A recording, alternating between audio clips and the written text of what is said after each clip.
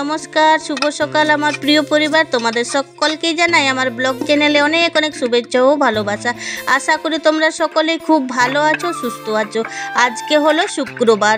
দেখো আমি বাসন নিয়ে চলে এসেছি কলতলায়। বাসন মাঝামাঝিও হয়ে গেছে, এখন আমি ধুয়ে নিচ্ছি একবারে পরিষ্কার করে। আর দেখতে পাচ্ছ লাল বালতিতে এক বালতি কিন্তু জামা কাপড় সব ভেজানো আছে। তো যাই হোক আমার প্রিয় বন্ধুরা, তোমরা কিন্তু সম্পূর্ণ ভিডিওটা দেখতে থাকো, আশা করি তোমাদের ভালো লাগবে। আজকে আমি অনেকক্ষণ আগে উঠেছি। ঘরের সমস্ত বাসি কাজকর্ম হয়ে গেছে, যেমন ঘর ঝাড়ু দেওয়া, মোছা, তারপরে উঠোন ঝাড়ু দেওয়া। উঠোনটা কিন্তু আজকে ধুইনি, আর আজকে ধুবও না ভাবছি। আর দেখো বাসনগুলো মাঝামাঝি করে একেবারে রান্নাঘরে চলে এসেছি। বাসনগুলো একটু নিচেই গুড় দিয়ে দিচ্ছি করে দিয়ে সব মেলে দিয়েছি দেখো। আর সখীকে তার ছেলেকে খাবারও দিয়ে দিয়েছি। আর এই দেখো ছাগলগুলো চেঁচামেচি করছে। তোমাদের দাদা ভাই গেছে ঘাস কাটতে মাঠে।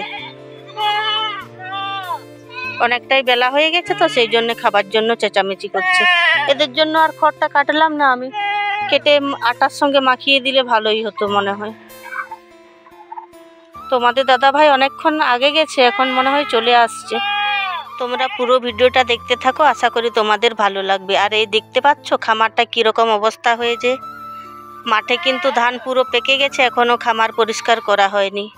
অনেকটাই মাটি লাগবে মনে হয়। যাক, 2-1 দিনের মধ্যে হয়তো পরিষ্কার করে নেব। আর এই যে গোবরগুলো এখানে ফেলা হয় তো, আর কেমন দেখো নুচে মুরগিগুলো এদিকে করে দিয়েছে নোংরাগুলো।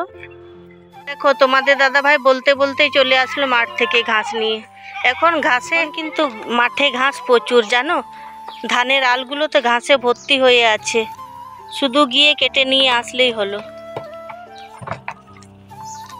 তুমি একটু জিরাও, আমি দিয়ে দিচ্ছি না। যেমন আলগুলোতে ঘাস পাওয়া যায় ঠিক কথা, কিন্তু অনেক সাবধানের সহিত কাটতে হয়। মাঠে এত সাপ হয়েছে না, খুব বিষধর সাপ, চন্দ্রবড়া সাপ। সেই জন্য তোমাদের দাদা ভাই মাঠে গেলে একটা করে লাঠি নিয়ে যায়। যে আলটায় ঘাস কাটে সেই পুরো আলটা একবার পিটিয়ে নেই লাঠি দিয়ে, কারণ যদি কিছু লুকিয়ে থাকে ঘাসের মধ্যে দুমদাম আওয়াজ শুনে পালিয়ে যাবে। সত্যি কথা বলতে একজন চাষি মানুষকে প্রতিনিয়ত জীবনের সাথে সংগ্রাম করে চলতে হয়, জানো তো প্রিয় বন্ধুরা। আর দেখো বন্ধুরা ক্যামেরাম্যানকে, সত্যি তোমাদের দাদা ভাই এখনো ঠিক করে ফোন ধরে ভিডিও করতে শিখলো না, কেমন নড়াচড়া করাচ্ছে।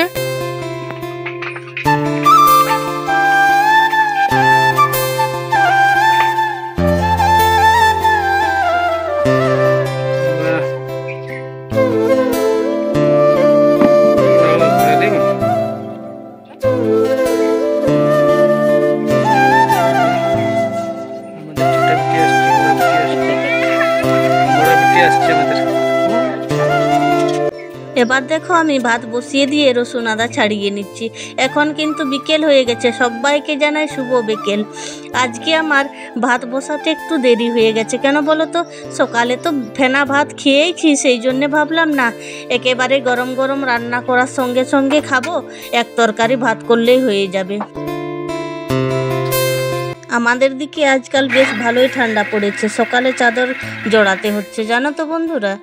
আর অনেক দিন থেকে একটা কথা আমার মনের মধ্যে ঘুরপাক খাচ্ছে, খুব বলতে ইচ্ছে করছে আজকে, তাহলে বলেই দিই। বিশ্বাস করো তোমাদের মনের কোণায় থাকা বিন্দু বিন্দু ভালোবাসায় সিন্ধু গড়ার স্বপ্ন নিয়ে কিন্তু বারবার ছুটে আসি ওয়াইটিতে ভিডিও করতে। আমার ছোট্ট সংসারের প্রত্যেকটা কাজকর্ম একটু একটু করে শেয়ার করার চেষ্টা করি। আমার সংসারের লোক সংখ্যা কম হলেও কাজকর্ম কিন্তু অনেক বেশি। যারা আমার প্রত্যেক দিন ভিডিও দেখো তারা তো তোমরা জানোই। 2 দিন 5 দিন আমি মাঝে মধ্যে ওয়াইটি থেকে গায়েব হয়ে যাই।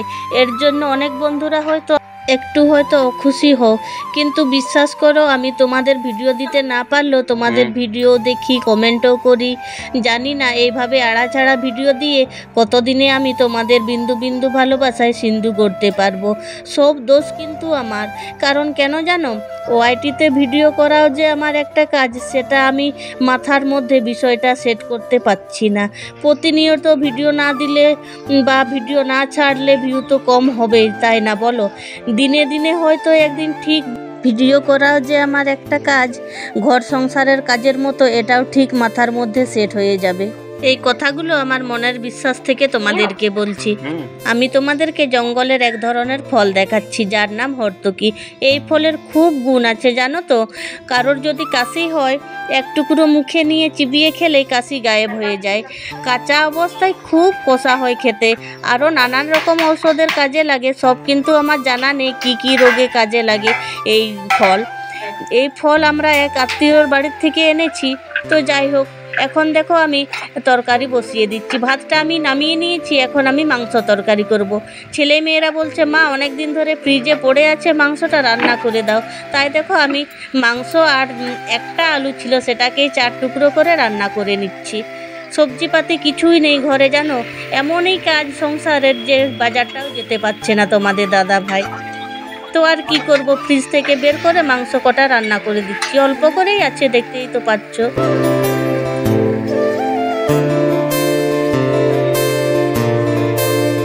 আজকে আর ছেলে মেয়ে দুটো ঘরে আছে বলে আমি নিশ্চিন্তি মনে রান্না করতে পারছি।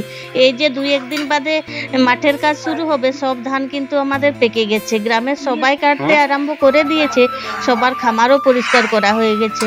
আমাদের এখনো কিন্তু পরিষ্কার করতে পারিনি, তবে পরিষ্কার করতে শুরু করে দেব।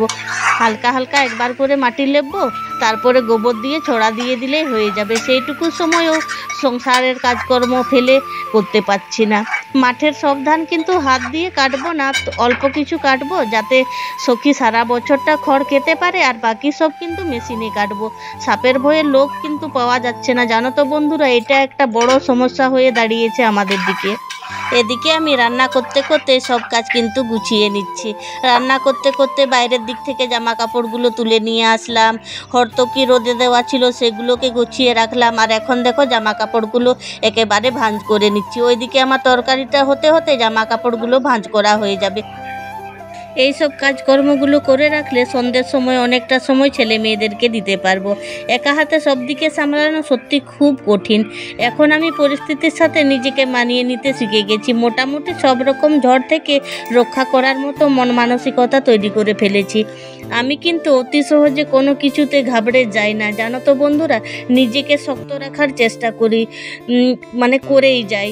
এখন তো অনেক সুখের সময় তোমাদের সাথে আমাদের পরিচয় হয়েছে। অনেক কষ্ট জয় করে এসেছি। এত দূর দুটো বাচ্চাকে মানুষ করা একা হাতে, সেটা একমাত্র আমি জানি কত কষ্ট করতে হয়েছে। একদিন না হয় অন্য কোনো ভিডিওতে তোমাদের সঙ্গে শেয়ার করব আমার মা হওয়ার অভিজ্ঞতা। আর এখন দেখো আমরা সবাই খেতে বসে পড়েছি। তোমাদেরকে তো আগেই বলেছি এক তরকারি ভাত করেছি, মাংস তরকারি করেছি। মাংস খেতে ছেলে খুব ভালোবাসে জানো তো। প্রায় তোমাদের দাদাভাই বাজার থেকে মাংস এনে রাখে, সেটা ফ্রিজে তুলে রাখি, অল্প অল্প করে বের করি আর রান্না করি। তো যাই হোক, মাঝে মধ্যে যদি ভিডিও দিতে না পারি আমাকে ভুল বুঝো না গো। তোমরা আমাকে যেভাবে সাপোর্ট করছো সেইভাবেই সাপোর্ট করো। তোমাদের ভালোবাসায় এত দূর এসেছি, আরও সামনের দিকে এগোতে চাই। তোমাদের ভালোবাসা পাবার আশায় চিরদিন থাকবো আমি। কথায় কথায় ভিডিওটা প্রায় শেষের দিকে। তোমাদের সকলকেই জানাই অসংখ্য অসংখ্য ধন্যবাদ এতক্ষণ সাথে থাকার জন্য। নতুন বন্ধুদের কাছে অনুরোধ রইল পরিবারের সদস্য হয়ে পাশে থাকার জন্য। ভিডিওটির শেষে একটাই কথা বলতে চাই, তোমাদের যদি আজকের ভিডিওটি ভালো লাগে তাহলে আমার প্রিয় পরিবার একটা করে কিন্তু ভিডিওতে লাইক দিতে ভুলো না কিন্তু।